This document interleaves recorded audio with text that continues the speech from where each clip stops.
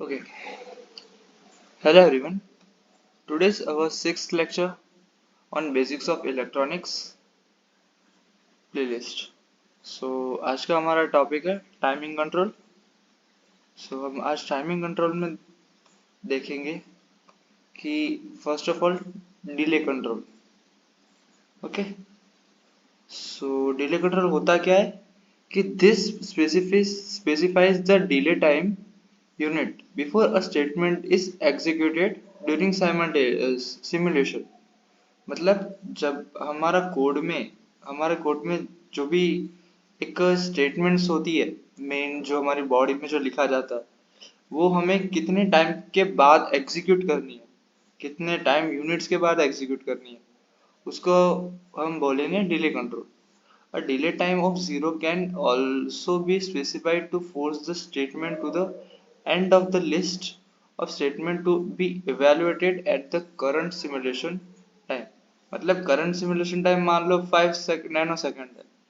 अब हमने अगर डिले दिया है 5 यूनिट का, हैशटैग 5 यूनिट लिखते हैं हम, तो हैशटैग 5 का देते हैं, तो हमारा जो ये जो स्टेटमेंट होगी वो हैशटैग 5 मतलब 5 के बाद 10 के बाद एग्जीक्यूट होगी.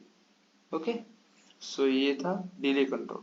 सिंटैक्स ऐसा लिखा जाएगा कि हैशटैग डिले एंड उसके बाद जो हमारी मेन स्टेटमेंट होगी वो, और एग्जाम्पल हम ये देख सकते हैं कि hashtag 5 A equals to B plus C.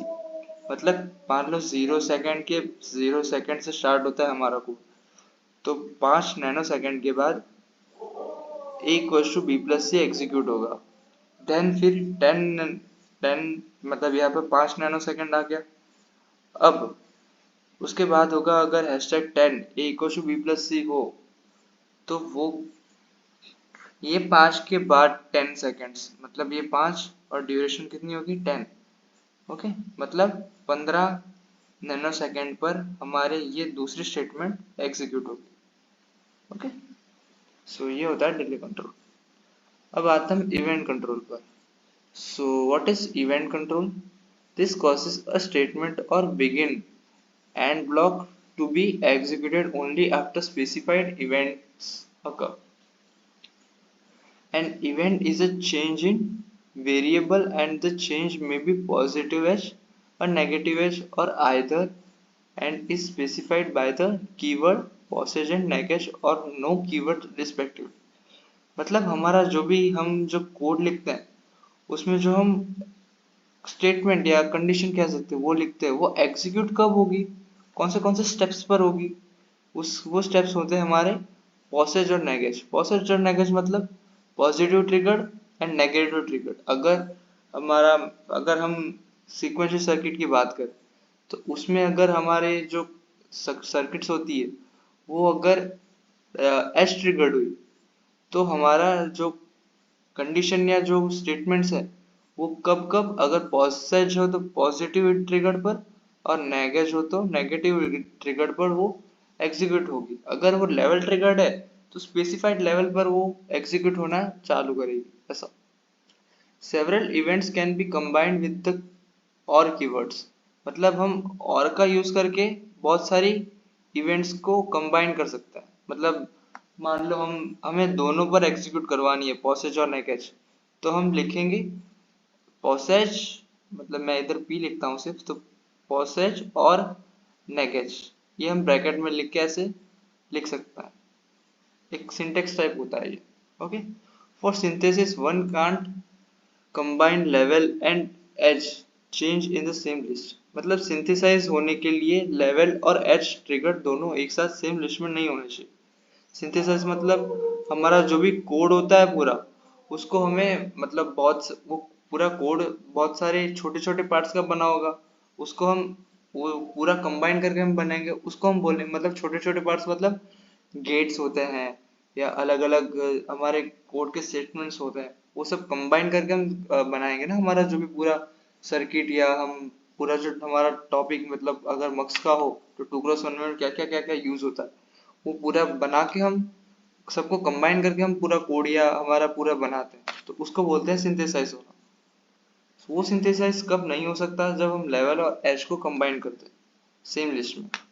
Okay, for flip flop and register synthesise the standard list contains only a clock and optional reset. मतलब अगर सीक्वेंशियल सर्किट में फ्लिप फ्लॉप एंड रजिस्टर हुआ तो उसमें सिर्फ क्या होना चाहिए, क्लॉक और रीसेट पिन, मतलब ऑप्शनल रीसेट पिन। हमारा उसका सिंटेक्स क्या होगा, एट द रेट पॉसेज वेरिएबल और नेगेज वेरिएबल, ठीक है। और उसके बाद जो हमारा मेन स्टेटमेंट होगा वो, देन हम अगर वेरिएबल हो तो वेरिएबल को भी और कीवर्ड यूज करके हम वेरिएबल को भी लिख सकते हैं, और उसके बाद हमारा मेन स्टेटमेंट। ओके, एग्जांपल देखते हैं तो always at the rate posedge clock और नेगेज रीसेट, ये एक एग्जांपल है। हमने और का यूज करके दोनों को यूज कर लिया, पॉसेज और नेगेज रीसेट दोनों को।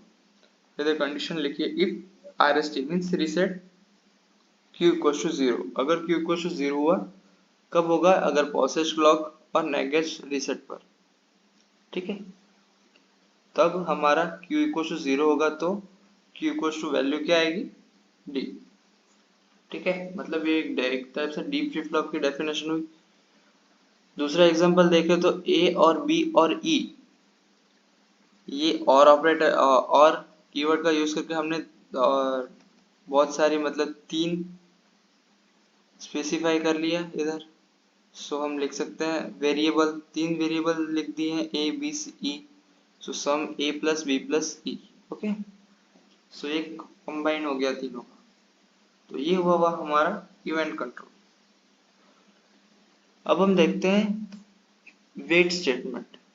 वेट स्टेटमेंट क्या कहता है कि delay executing the statements following the wait until the specified condition evaluates to true। मतलब हमारी जो कंडीशन होगी, मतलब हमारा जो मेन स्टेटमेंट होगा वो कब एग्जीक्यूट होगा, जब हमारी जो कंडीशन है वो फुलफिल होगी, तब तक उसको वेट करना पड़ेगा। एग्जाम्पल हम देखते हैं, मतलब ये सिंटेक्स है हमारा, वेट जो हमारी मेन कंडीशन एक्सप्रेशन होगा वो, और देन मेन हमारा जो स्टेटमेंट होगी वो। एग्जाम्पल देखते हैं तो वेट ये नॉट सी, मतलब सी इक्वल टू 0 एंड उसके बाद लिखा है ए इक्वल टू बी। मतलब इसका मतलब क्या होता है, सो हमारा मेन स्टेटमेंट है ये ए इक्वल टू बी और कंडीशन है ये, मतलब हमारा ए इक्वल टू बी, मतलब बी की वैल्यू, ए की वैल्यू बी कब होगी, ए की वैल्यू बी असाइन कब होगी, जब सी इक्वल टू 0 होगा। अगर सी इक्वल टू 0 नहीं है तब तक वो क्या करेगा, वेट करेगा, ठीक है। मतलब सी इक्वल टू 0 होने के बाद ही हमारा जो मेन स्टेटमेंट है ए इक्वल टू बी वो एग्जीक्यूट होगा, ठीक है। अब आता है हमारे पास इंट्रा असाइनमेंट डिले। हमने यहाँ पर पढ़ा डिले कंट्रोल, अब हम इसको इंटर असाइनमेंट भी बोलेंगे। ओके, और ये हुआ इंटर असाइनमेंट। इसको यहाँ पर थोड़ा कह सकते हैं मिस्टेक है, इसको हम बोलेंगे inter assignment delay. Okay, inter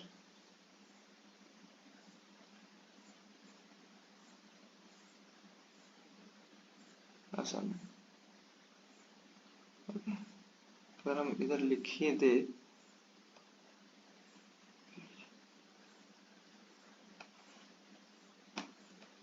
okay ठीक है, ये हमारा होगा इंटर असाइनमेंट डिले, ठीक है। अब हम आते हैं इंटर असाइनमेंट डिले पर। तो इंटर असाइनमेंट डिले क्या होता है कि this delay hashtag delta is placed after the equal sign, the left hand side assignment is delayed by the specified time unit, but the right hand side of the assignment is evaluated before the delay instead of the after the delay। मतलब ये यहाँ पर हम देख सकते हैं कि ऐसा कुछ दिखेगा हमें expression b equals to hashtag 5a, मतलब ये एग्जीक्यूट होने के बाद 5 यूनिट का डिले लेगा, होने के बाद ये एक टाइप से पोस्ट एंड प्री टाइप से वर्क करेगा। जब हम पोस्ट करते हैं तो वो, मतलब पोस्ट का मतलब क्या होता है, एग्जीक्यूट होने से पहले का टाइम, और प्री मतलब एग्जीक्यूट होने से पहले का टाइम, और पोस्ट मतलब एग्जीक्यूट होने के बाद का टाइम। सो उस तरीके से ये बिहेव करेगा कि हैशटैग 5 मतलब एग्जीक्यूट होने के बाद का टाइम, जब उसके बाद 5 यूनिट का टाइम लेगा। दूसरे एग्जीक्यूट करने में, ठीक है, आफ्टर 5 टाइम यूनिट्स। सो ये था हमारा timing control. So different types of timing control में हमने देखा delay control, event control, wait statement and inter assignment. Okay, so thank you so much.